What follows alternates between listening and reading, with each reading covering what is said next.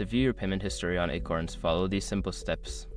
This guide will help you navigate the app and find the information you need. Step 1. Open the Acorns app. Launch the Acorns app on your mobile device. Ensure you are logged into your account to access your financial information.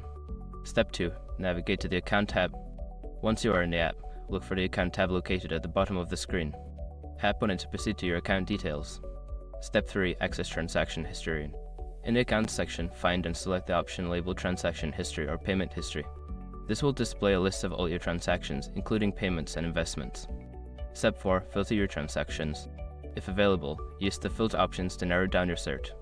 You can typically filter by date range or transaction type to find specific payments more easily. Step 5. Review your payment details. Click on any transaction to view more details.